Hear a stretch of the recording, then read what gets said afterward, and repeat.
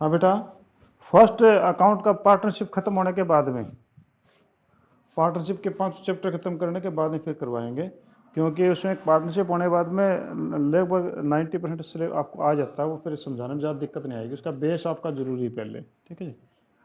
हाँ। अच्छा, डाउट्स क्या, डाउट्स तो बेटा आप कभी भी ले लो, डाउट्स तो मेरे को आप भेज दो कि कौन कौन से कहाँ कौन से उसमें डाउट हैं, तो मैं वो जो ना आपको नेक्स्ट डे करवा दूंगा, कोई दिक्कत नहीं। आज चाहे आप मेरे को उसे अपने पिक दे करके और मेरे व्हाट्सएप पे भेज दो, मैं वो क्वेश्चन बुक में ढूंढ करके आपको करवा दूंगा, कोई दिक्कत नहीं। ठीक है। जैसे कि आज आपका डाउट है कोई, तो आज ना करके मेरे को कल भेज दो, कोई दिक्कत नहीं। तो मैं कल उसको पहले क्लास में डाउट ले लूँगा, उसके बाद में फिर और कर लेंगे। ठीक है। तो ऐसा कोई डाउट है तो आप मेरे को पिक भेज दिया करो, पिक भेज दोगे तो मैं उसको क्लास में ले लूँगा डाउट को। ठीक है। तो कोई समस्या नहीं है इस डाउट की। हाँ जी। आपका जो है कल हम कर रहे थे, तो वो हम कर रहे थे इसके अंदर आपका जो है वैल्यूएशन ऑफ गुडविल में एवरेज मेथड को, और एवरेज में वेटेड एवरेज मेथड आ गया था। तो मैंने आपको कहा था कि मैं 8th इलस्ट्रेशन से आपको बाद में करवाऊंगा, क्योंकि इसमें थोड़ा सी एक आध चीज़ें जो आप आगे कंफ्यूज ना हो जाएं कभी। तो 9th भी लगभग ऐसा ही है, थोड़ा सा उससे कम कंफ्यूजिंग है, तो आप उसको 9th इलस्ट्रेशन को देखो। कह रहे calculate the goodwill of the firm on the basis of 2 year purchase of the weighted average profit of last 5 years। यानी यहाँ तक तो सिंपल है, कोई दिक्कत नहीं है कि आपने 2 year परचेज के पिछले 5 year के एवरेज वेटेड प्रॉफिट से हमने इसको करना है। ठीक है। 5 साल का एवरेज वेटेड प्रॉफिट निकाल के इसको 2 से मल्टीप्लाई करना है। Weights are assigned for the year would be 1 2 3 4 5, और वेट जो है 1 2 3 4 5, वेट कुछ भी दे सकता है, उसमें कोई फ़र्क नहीं पड़ता। ठीक है। और उनका जो है प्रॉफिट जो किस किस को दिया गया है, 15 16 17 18 19 को इन्हें वेट 1 2 3 4 5 दिया, 5 सालों का 1 2 3 4 5 करके ऐसे दे दिया है। और कहते हैं कि प्रॉफिट जो है वो आपके हैं 15 में है 36,000, 16 में है 170, और 17 में है 190, 18 में है 2 लाख, और उसके बाद में 3,50,000 ये थे। कहता है कि scrutiny the books of account revealed the followings.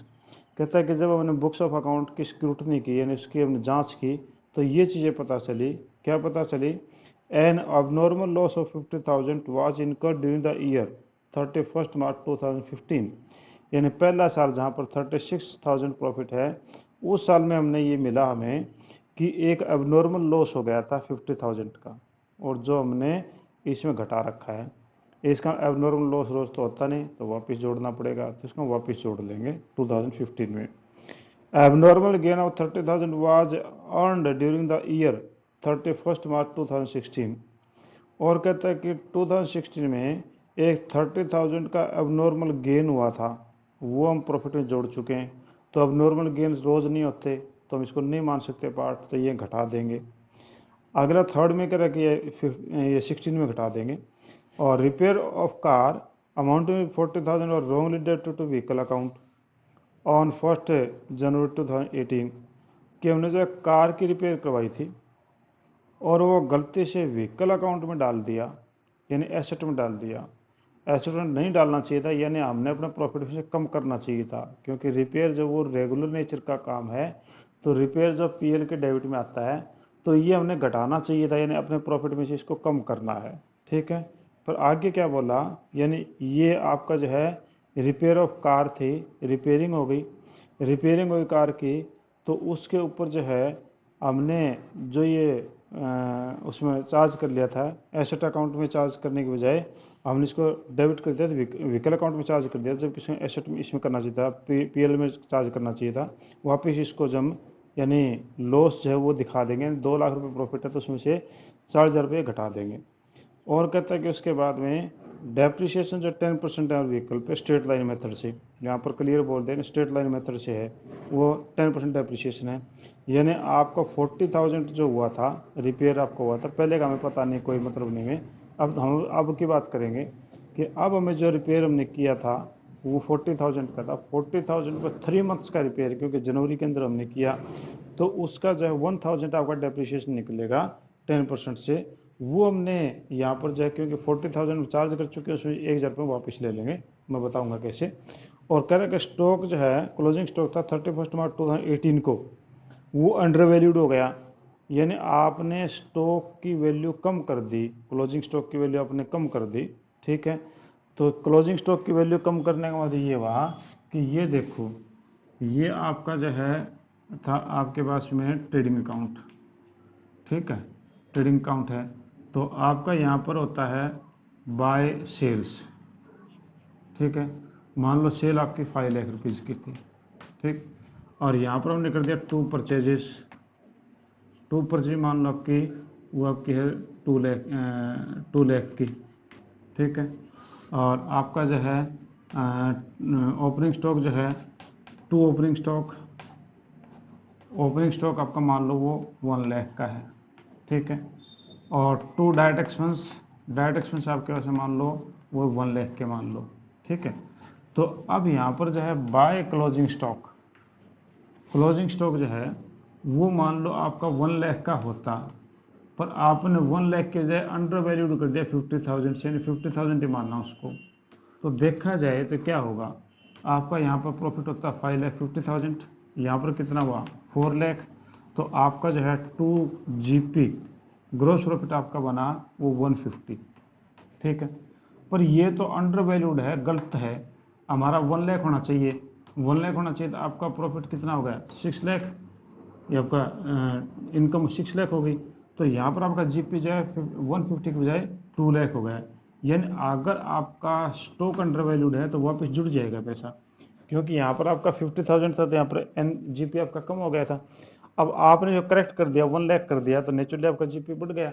तो कहने का ये हुआ कि अगर आपका स्टॉक अंडर वैल्यूड है, ये स्टॉक जो है अंडर वैल्यूड है 2018 में, ठीक है, स्टॉक अंडर वैल्यूड हो गया तो नेचुरली इसको हम ऐड करेंगे ताकि हमारा प्रॉफिट बढ़ जाए, कहने वाला ये था, ठीक है। हाँ जी, अब क्वेश्चन करते हैं, फिर ये चीज़ और आगे आएगी आपके सामने तो और अच्छी तरीके से समझ में आ जाएगी। तो क्वेश्चन में कह रहा है कि आप कैसे 5 सालों की जो टेबल की वो करेंगे तैयार कर लो, मतलब तैयार हम कर ले, उसको क्या बोल रहा है वो तो आंसर पूछ रहा है कि आंसर बताओ। तो हम जो टेबल तैयार कर लेते हैं ताकि हमें जो है किसी प्रकार का कन्फ्यूजन ना बचे। तो ये हमने जो टेबल तैयार की 5 सालों में करनी हमने, तो ये कर लिया जी पहला साल, ये दूसरा, ये तीसरा, ये चौथा, और ये लास्ट ईयर आपका होगा जी 5वां, ठीक है। और कब से जी, ये 2015, 2016, 2017, 2018 और 2019, ये आपके पास में था। अब इसमें जो है आपका प्रॉफिट जो कितना कितना दे रखा है वो देख लो, 36, 170। तो आपके पास में जी प्रॉफिट, प्रॉफिट आपके पास में है 36,000 था फर्स्ट ईयर में। तो फिर सेकंड ईयर में है 1,70,000, अगले साल में है 190, 190, और अगले साल में है 2 लाख, और अगले साल में है 3,50,000। ये आपके पास में प्रॉफिट दे रखे थे, ये मैंने ले ली, इसमें कोई ऐसी टेंशन नहीं थी। अब पहले देखो जी, an abnormal loss 50,000 was incurred during the year ended 31 मार्च 2015। 31 मार्च 2015 को जो साल बंद हो रहा है उस समय हमारे को एक एबनॉर्मल लॉस हुआ था 50,000 का, वो हम इसमें घटा चुके हैं। तो इसका ये प्रॉफिट का आपका करेक्ट नहीं है, लॉस रोज थोड़ी होते हैं एबनॉर्मल लॉस। तो यानी आप वापस जोड़ लो, तो ऐड में abnormal loss, add abnormal loss, और वो कितना था, वो आपका था 50,000। आपने एबनॉर्मल लॉस से वो ऐड कर दिया 50,000, बाकी में आप डैश लगा दो ताकि कंफ्यूजन ना रहे, ठीक है। अगले एडजस्टमेंट देखो, abnormal gain of 30,000 was earn during the year on 31 मार्च 2016। 2016 में हमने 30,000 रुपये का एबनॉर्मल गेन हुआ था।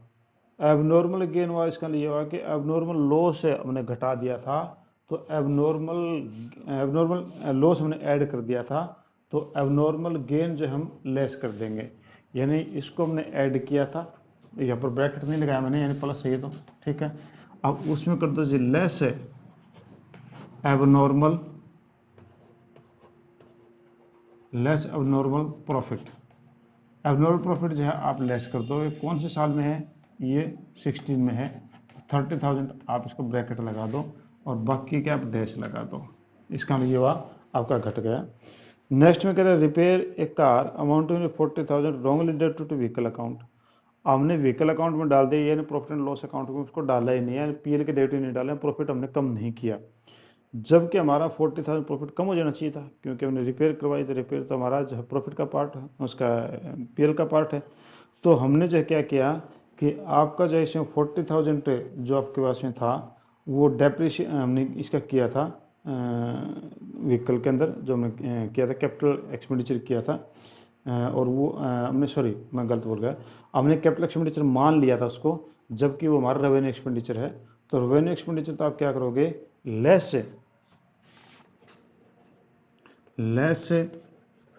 Repair, less repair of car के हमने रिपेयर करवाई थी, और कौन से साल में करवाई थी कार की रिपेयर हमने, वो हमने करवाई 2018 में, जनवरी 18 में।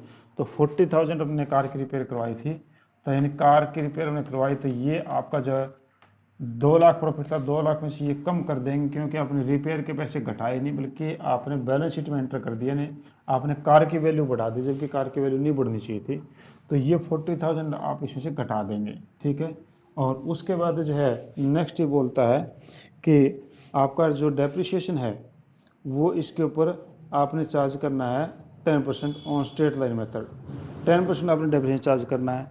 तो आप जब डेप्रिसिएशन चार्ज करेंगे तो आप कर दो जी, क्योंकि ये सारा 40,000 हम घटा चुके हैं इसमें से, ठीक है, 40,000 हम घटा चुके हैं, तो आप इसको करोगे, वो आप जोड़ लो जी ऐड में डेप्रिसिएशन, ठीक है, डेप्रिसिएशन हम ऐड करें तो आपका ये हो गया जी 1,000 सॉरी, ठीक है, 3 मंथ्स का हो गया। और नेक्स्ट स्ट्रेट लाइन पे करना है, तो अगले साल में डेप्रिसिएशन कटेगा, तो नेचुरली वो आपका पूरे साल का 4,000 आपका कटेगा, तो ये आपका 4,000 हो गया जी, ठीक है। तो आपने क्या किया कि इसमें जो आपने कैपिटल एक्सपेंडिचर दिखा दिया, जबकि होना चाहिए था रेवेन्यू एक्सपेंडिचर, तो हमने रेवेन्यू एक्सपेंडिचर यहाँ से हमने 40,000 इसको कम कर दिया, ठीक है। और उधर से जो हमने 1,000 रुपये डेप्रिसिएशन वापस इसके अंदर जोड़ दिया, ठीक है, क्योंकि इसके अंदर घट चुका है, ठीक वही पोजीशन उसके अंदर आपकी हो जाएगी, ठीक है। अब जो उसके बाद में नेक्स्ट पे आप आओ, नेक्स्ट में करें कि आपका जो है क्लोजिंग स्टॉक है on 31 March 2018 was under valued by 50,000, कि आपका 31 मार्च 2018 को इस साल में आपका जो स्टॉक था वो अंडर वैल्यूड हो गया, अंडर वैल्यूड आपका 50,000 हो गया। तो यानी आप इसको ऐड कर लोगे, add under valuation of stock, इस साल में आपका जो है स्टॉक अंडर वैल्यूड होगा, तो मैंने बताया था ना वापस जोड़ दो, तो 50,000 आप इसमें जोड़ दोगे, और यही स्टॉक आगे जाके ओपनिंग बनेगा, ठीक है, थोड़ा समझने की कोशिश करो, ये स्टॉक ओपनिंग बनेगा जा करके। तो ये स्टॉक अगर आपका ओपनिंग बनता है जा करके, तो इसका ये हुआ कि इसकी जो है हायर हो जाएगी, ओपनिंग डेबिट साइड में आ जाएगा, यानी आपका जो है आप भी क्लोजिंग स्टॉक में उधर डाला था तो प्रॉफिट बढ़ गया था, अब की बार ये क्लोजिंग जो स्टॉक था वो अगले साल ओपनिंग हो जाएगा, अगले साल डेबिट साइड में आ जाएगा, तो डेबिट साइड में आ जाएगा तो नेचुरली खर्चा हो गया, खर्चा हो गया तो इसका मतलब यहाँ पर लॉस बढ़ जाएगा। तो यानी यहाँ पर तो अंडर वैल्यूएशन है, तो 50,000 आपका ऐड हो जाएंगे, और यहाँ पर आपका नेक्स्ट ईयर ओपनिंग स्टॉक हो गया तो ये लेस हो जाएगा, ठीक है, इसका मतलब ये बनता था। हाँ जी, नहीं सर, क्लोजिंग स्टॉक जो था, हाँ ओपनिंग स्टॉक इसलिए क्योंकि आपका इस साल का जो क्लोजिंग स्टॉक है, इस साल का क्लोजिंग स्टॉक आपका अंडर वैल्यूड हो गया था, ठीक है, अंडर वैल्यूड हो गया closing stock. Under closing stock किस साइड में आता है, मैंने अभी छोटा मैं करके बताता हूँ दोबारा से फिर, कि आपका एस और सी लिखते थे, एस फॉर सेल्स और सी फॉर क्लोजिंग स्टॉक, यानी ये इनकम साइड है, तो यहाँ पर आपका जो 50,000 से किया था है, और मान लो कि ये जहाँ आपका क्लोजिंग स्टॉक 1 लाख का था पर हमने 50 कर दिया, तो इसका 50 और जोड़ना पड़ेगा, तो 50 प्लस 1 लाख हो गया, आपकी इनकम जो है 1 लाख हो गई, 50,000 रुपये से इनकम बढ़ गई। अब यही क्लोजिंग स्टॉक नेक्स्ट ईयर में जाए तो उधर जो है डेबिट साइड में ओपनिंग स्टॉक बन जाता है, तो यहाँ पर अगर वैल्यू ज़्यादा हो गई तो यहाँ पर वैल्यू 1 लाख हो गई, तो यहाँ पर आपका नेचुरली खर्चा बढ़ गया। यानी कहने वाला जो क्लोजिंग स्टॉक एक साल का क्लोजिंग स्टॉक होता है वो अगले साल का ओपनिंग स्टॉक होता है, ठीक है। तो यहाँ पर आपका क्लोजिंग स्टॉक से इधर आया तो इनकम बढ़ गई थी, पर यही जो आपका क्लोजिंग स्टॉक जो अगले साल में ओपनिंग बनेगा जा करके दूसरा बना लेना, ओपनिंग स्टॉक में जाएगा तो फिर ये आपका एक्सपेंस से